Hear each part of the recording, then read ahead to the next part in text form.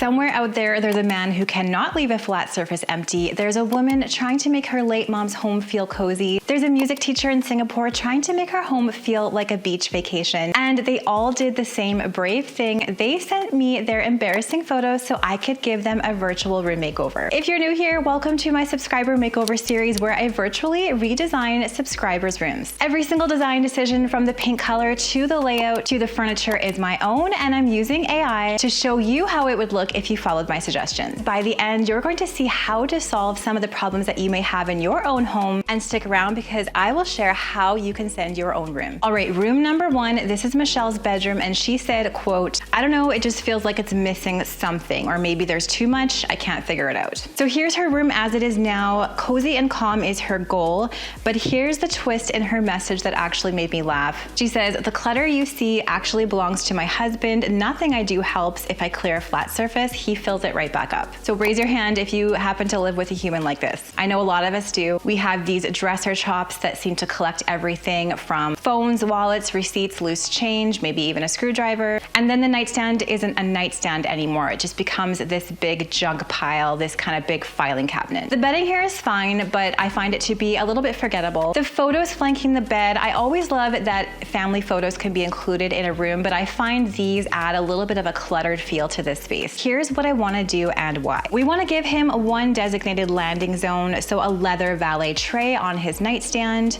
instead of every surface collecting stuff. Everything he touches every day lives in one contained spot. Contained clutter reads as intentional, not messy. We're going to swap out the mini blinds for Roman shades, add cream linen bedding, oversized Euro pillows, and a chunky knit throw.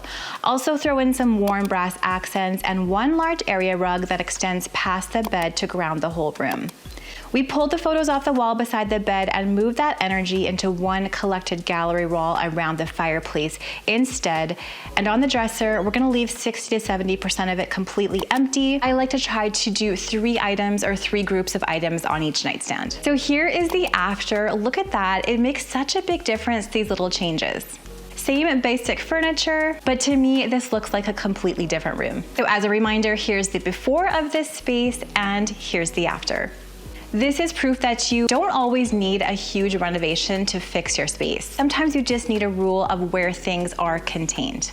Now, room makeover number 2 is kind of the opposite problem. Ilene and her partner just moved into the space, so we are starting with a blank slate, which I love. And her message in basically 8 words is, "I don't know what to do with it." This is a blank page, which is often the scariest room to start with because it's really hard to know where to begin. There's no furniture, there's no rug to build off of. Ilene wants it cozy, functional, and she loves black and white, so we're gonna work with that. Here's the thing about smaller rooms. Most home decor device, people are gonna tell you to float your furniture away from the walls, and I've definitely shared that in the past, but there are exceptions to that rule, really to any rule in home decor and interior design. When you have a really small space, I think it's perfectly fine to put your furniture up against the wall. The most important thing is we wanna ensure that there are the right size pathways through this space so it's actually functional. I like the idea of using a sofa in here. It gives the most seating for the smallest footprint. We're gonna go with a light colored sofa here. I also want to hang 3 pieces of art above the sofa, and I like to hang art about 4 to 6 inches above sofas to really ground them. I always love to mount the TV on the wall rather than sitting on a console because that takes advantage of vertical space and is gonna make your room feel larger. Then a dark colored console and a dark colored coffee table to tie everything together. We're gonna add some black and white throw pillows to bring that black and white feel into Ilene's space, and we're gonna hang some light colored drapes that match the sofa, making sure to hang them high up on the wall to give that illusion of height and space into this small room. I love the idea of adding a floor lamp into the corner for some warmth, and here is how this space turned out. From an empty box to this cozy space. That is the power to committing to one anchor piece, this chaise sofa, and a really simple color palette. And if you're loving these makeovers so far and you want to submit your room for a virtual makeover, I will put the link to submit down in that description box below. Room number 3, and this one comes with an actual logistics problem to solve. Sheila's words are, it's cold, it's bare, and it's sad. She wants cozy and calm, but she also needs a second workspace in this small office for a coworker. So this makeover isn't just let's make it pretty, it's also let's make it functional, which is a little bit of a challenge with this small space, but I know we can do it. So here's the before. We have one desk and really a wall of nothing here and this nice big window. So here's what we're gonna do to solve the problem in this space. We're going to put together an L-shaped desk against the back two walls. This is gonna give enough space for two people to work in this smaller office. And this could be an IKEA hack. You could use something like the IKEA Alex cabinets, and you can put some butcher block or some countertop on top to create this desk for a lower budget. And you can paint those cabinets a nice warm grayish tone. I think that would really make the space feel cozy. Something like Benjamin Moore stone hearth would look really great in here. We're also gonna swap the blinds for Roman shades, and that's gonna add some softness to this room and just make it feel a little bit more elevated. You could also add some shelves on top of one side of the desk. Again, this could be an IKEA shelving, maybe some Billy bookcases that you cut down and paint. And then I think this space needs some texture. So baskets, plants, some artwork, and that's going to make the space feel homey and cozy. We're also gonna layer a rug on top of the wall-to-wall carpeting, which I think always looks great and just adds a little bit more pattern. Cold and bare is now warm and functional, and I think this could really work well for two people. Here is the before and after, and if you have to create an office from a small space, I hope this gives you some inspiration. Room number 4 is the one I actually want you to learn the most from. I think this is a technique that you can steal if you have any sort of long, narrow space in your home. Alexandra says this of her living room. She says it's cluttered, narrow layout, unused space, it's not relaxing. Family of 3, she says she's always thinking about what she could do differently in this room. And I get why. Look at this shape, it's long and skinny. It's really hard to arrange furniture in here and make it feel all cohesive. The windows and the doors are in kind of inconvenient spots in here, so there's only so many places that you can put furniture in this space. I find that the sectional in here is kind of fighting the shape of the living room instead of working with it. So the whole back corner is kind of a bit of dead space. So here's a technique that I want to use in this space. We're gonna divide this long, skinny room into zones. In the center is going to be the media zone where we have the TV and a sectional or a chaise sofa. In the back is going to be a library zone where we have a bookshelf, books, 2 comfy chairs, and a table.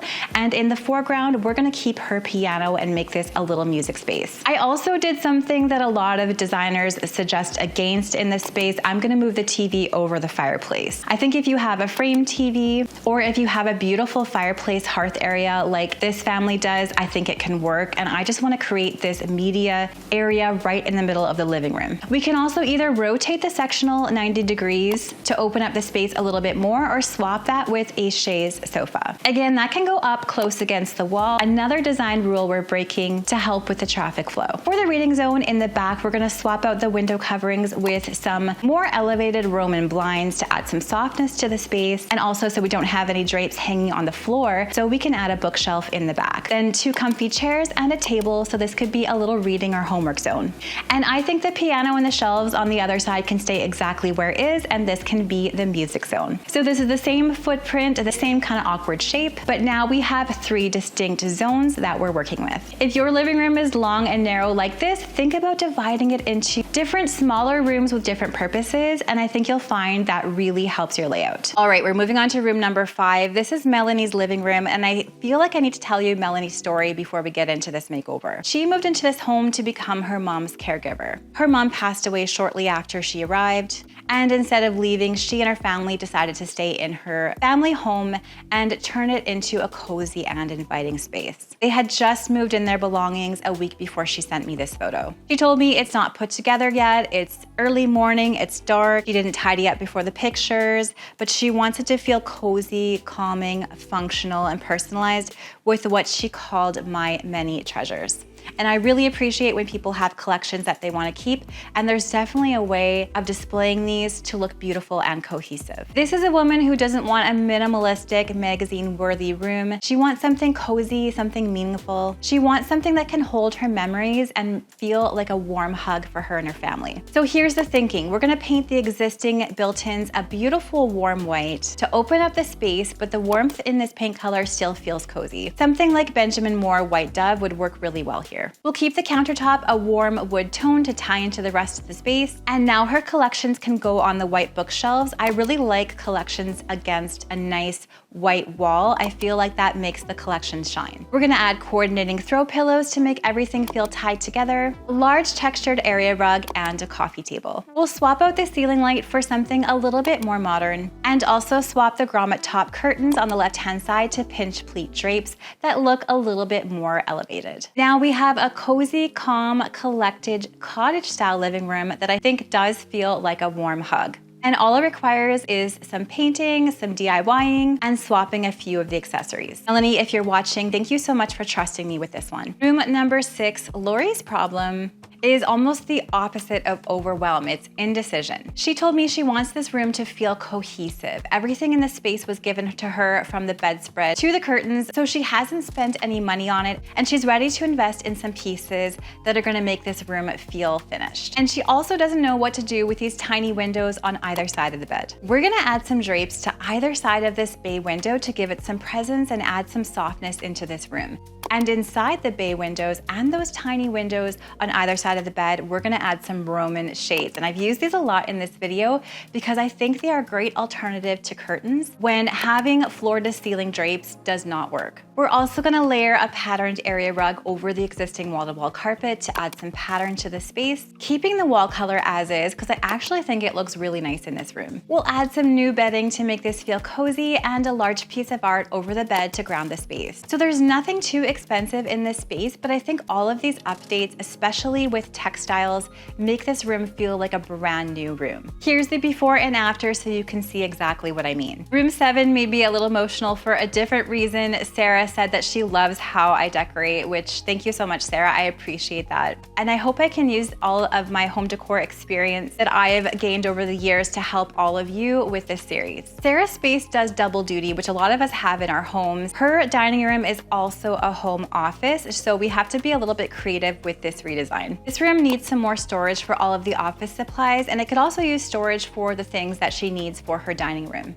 It's also an east-facing room, so that means it's going to be cooler throughout the day, so we can use some warmer tones in the paint and the accessories. On the right wall, we're going to build wall-to-wall, floor-to-ceiling built-in. Again, this could be another IKEA hack if budget is an issue. You could do something like I did in my dining room with my coffee station, where I used IKEA halves-to cabinets on the bottom and the top, or do IKEA halves-to on the bottom, IKEA Billy bookcases on the top, and paint them all the same, add some trim to make it look cohesive. This is gonna be a great place to store things like the printer, the modem, and all the dining room accessories. I actually really love the creamy yellow wall color in here, and I recommend keeping it because I think that's going to make the room feel warm with this east-facing window. The light fixture is getting a swap because I think you could go for a long light fixture that's parallel to the table to match the table shape a little bit more. We have a different table and chair set here, but I think Sarah's that she has will also work in this space.